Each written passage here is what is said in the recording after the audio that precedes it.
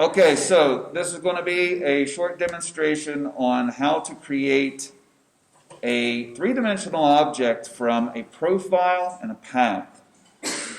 So when we look at something like, let's see, what have I got here? All right, let's look at this cable. What is this?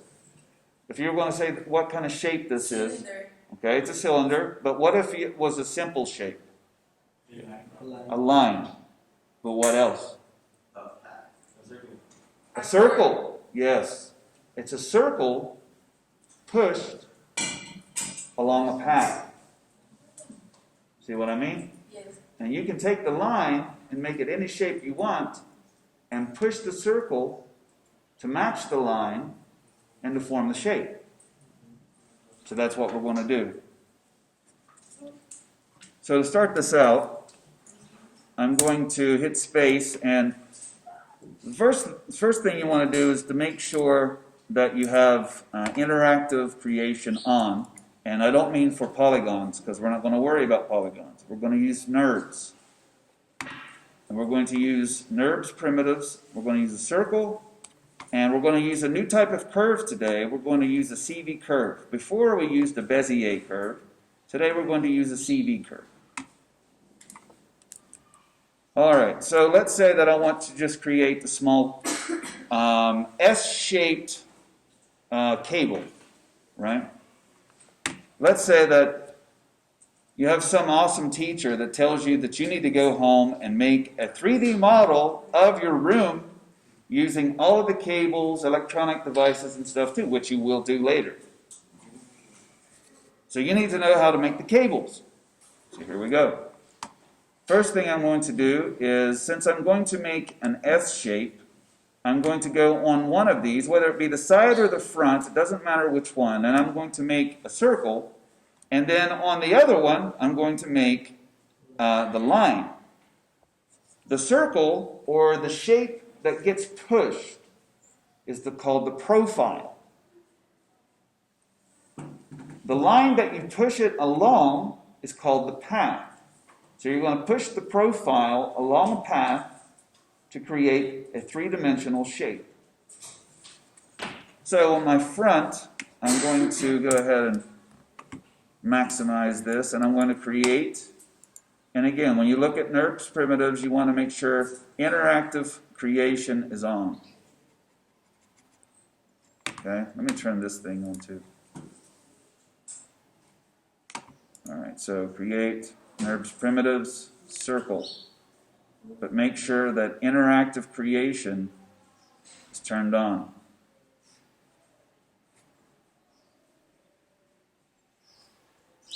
Circle, and I'll just draw out a circle. Okay, so that's done. You see all it is, it's just a circle. 2D circle. Now on the side view, I'm going to make my path that I'm going to push this along. So if you remember, and I'm going to go back and demonstrate again the Bezier curve tool. If you remember what it was, is you click and hold to create your curve, right? Now the thing about this tool is it doesn't really play very well with doing a surface extrude, which is what we're doing. So because of this reason, I'm not going to use it.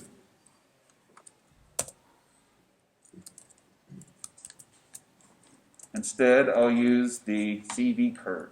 So create curve tools, CV curve tool, and you'll see the difference once I start creating points. Now, first of all, it looks like it's just a straight line, right?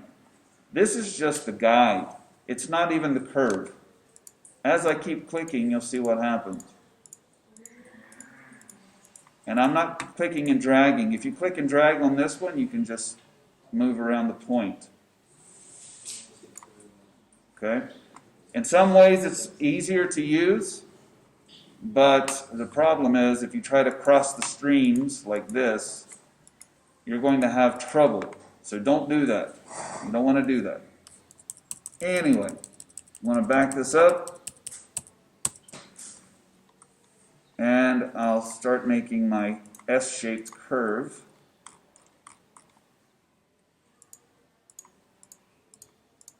And maybe we'll make it a little bit crazy, why not? Once you're finished, just like with the Bezier curve, you press enter. I'll X out of that, and let's go take a look at what we got. We got this long curve, and we have this little tiny circle, and what we're going to do to make a cable, again, is to push this along this. The profile pushed along the path. So the order that you select these things in is important. The first thing that you select is the profile. The second thing that you select is the path. If you do it backwards, it's going to try to push this line across the circle, and you're going to end up with some kind of crazy conflagration. Don't do it. So I'm going to select this first. Make sure you're in object select mode. Object mode. So select the profile first, hold down shift, select the path. Now the next place we need to go is up here, surfaces. And we've already used revolve. The next one we're going to use to do this is called extrude. But we're going to go into the options, and I'll try and explain some of these for you. First of all, there are different styles of extrudes we can do. We can use a distance, flat, or tube. The flat will make like a ribbon. Tube will make what we want, like a kind of cable. Distance, well, it depends on the kind of shape that you use. I'll leave you to see what that does if you want through experimentation. The one that we want and the easiest to understand is tube. The next part is result position. You can either make your 3D object appear at the path or at the profile. So you can make it start right where you have the profile or make it match the path perfectly. So I want to choose at path.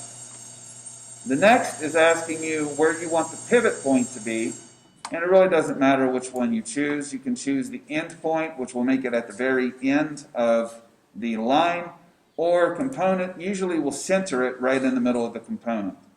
And then the orientation is how do you want the flow of the 3D object to be? Almost all of the time, you want this to be path direction. Okay? Now you can also make this rotate by itself if you want. It's generally not a good idea. Any kind of scaling or rotation that you want to do, you want to do it after you have your object. Doing it this way, the results are generally not good. I don't even know why they have this stupid stuff here. And the other thing that's really important here is the output geometry. You can automatically have it export polygons if you want. I don't recommend it. I recommend that you just output NURBS and then convert to polygons. You have a lot more control if you do it that way. So, with all that being said, I'm going to go ahead and click Extrude. And we'll see what happens. Salute. We have this long winding cable, and you always want to, if you see it's black on the outside, that means the normals are reversed. It thinks that the inside is actually the outside. So to change that, we do it the same way as we did with the chess pieces. You just go to surfaces, reverse direction, and then we can get it going the right way. Now, also like the chess pieces that we did before, these are still attached. Now what I mean is this. I can now take my circle and I can change the size of just the circle, and it will change the 3D object. See? And I can also take the line, the path, go to Control Vertex, and I can change the path, and it will also alter the object. Now, the best thing to do here is, if you want to change the path, is you want to hide this object. So you can select it, press Control H, and then you can go and grab the control points on your line and change it however you see fit.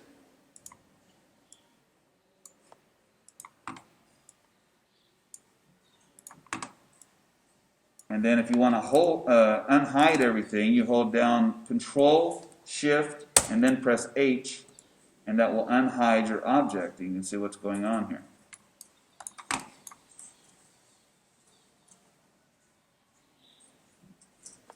Alright, so I'm going to do all this again. But this time I'm going to use my top view to make my line.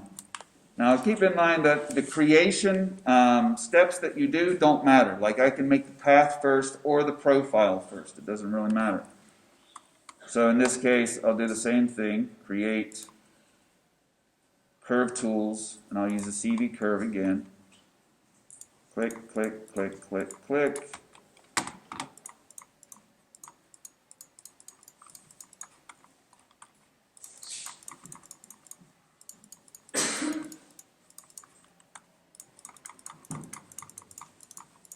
Alright, that's good enough.